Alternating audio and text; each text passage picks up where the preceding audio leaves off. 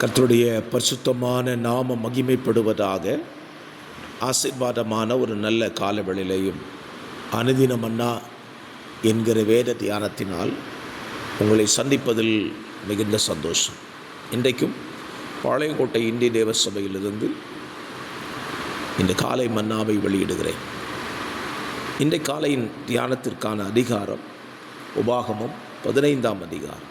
இதை வாசித்து தியானிக்க உங்களை அன்பாக கேட்டுக்கொள்கிறேன். இந்த அதிகாரத்தில் மொத்தமாக 23 வசனங்கள் உள்ளன. இந்த அதிகாரத்தில் 21ஆம் வசனத்தை வாசிக்கிறேன்.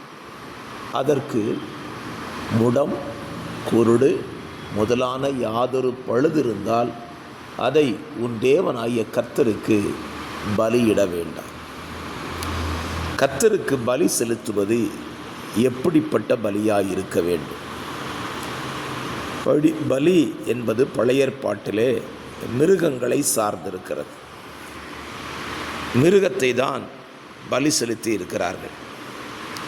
அது ஆடாக இருக்கலாம், மாடாக இருக்கலாம், எந்த ஒரு பட்சியோ பறவைகளாக இருக்கலாம். பலி செலுத்துவது சமாதான பலி, குற்ற நிவாரண பலி, பாவ நிவாரண பலி என்று சொல்லியெல்லாம் சொல்லப்பட்டிருக்கிறது. ஆனால் பலி செலுத்தும் போது செலுத்துகிறவன் அந்த பலியை கவனிக்க வேண்டும்.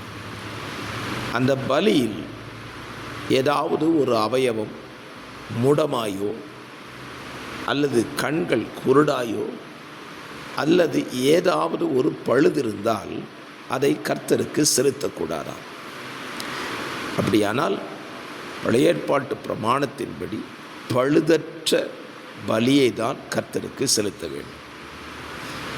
இன்றைக்கு நமக்கு மிருகங்களை பலியிடுவதற்கான எந்த பிரமாணமும் இல்லை, தேவன் அதை எதிர்பார்க்கவும் இல்லை. அப்படியானால் இன்றைக்கு நாம் செலுத்துகிற ஒரு பலி இருக்கிறது. என்ன பலி? நாம் ஏராளமான பலி செலுத்த வேண்டும். துதி பலி, ஸ்தோத்திர பலி, ஆராதனை பலி, நன்றி பலி செலுத்த வேண்டும். ஆலயத்துக்கு வரும் பொழுது நாம் செலுத்துகிற ஒரு பலி இருக்குது பாருங்கள், காணிக்கையாகிய பலி. இந்த காணிக்கையாகிய பலியை குறித்து இன்றைக்கு அநேகருக்கு விழிப்புணர்வு இல்லை. அதில் ஒரு அலட்சிய போக்கு. காணிக்கைத்தானே போடுகிறோம், எப்படி போட்டால் என்ன? ஒரு காரியத்தை இந்த காலவெளியில் உங்களோடு கூட சொல்லுகிறேன். நீங்கள் போடுகிற காணிக்கையை முதலாவது கையில் எடுத்து பாருங்கள். அந்த காணிக்கையில் முடம் இருக்கிறதா, குருடு இருக்குதா, பழுது இருக்கான்னு பாருங்கள்.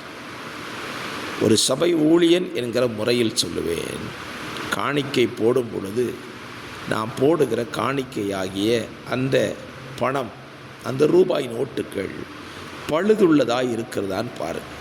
நிறைய நேரங்களில் காணிக்கை பட்டியில் போடப்படுகிறதான காணிக்கைகள் பழுதுள்ளதாய், குருடாய், முடமானதாக இருக்குது. கிழிந்த நோட்டு அல்லது அழுக்கான நோட்டுகள், மேக்சிமம் கிழிந்த நோட்டுகள் தான் போடப்படுது. இதை நம்முடைய தேவனாகிய கர்த்தர் அங்கீகரிக்கிறதில்லை. நாம் வேண்டுமானால் காணிக்கை செலுத்தி விடலாம். தேவன் அங்கீகரிப்பாரா? யோசித்து பாருங்கள்.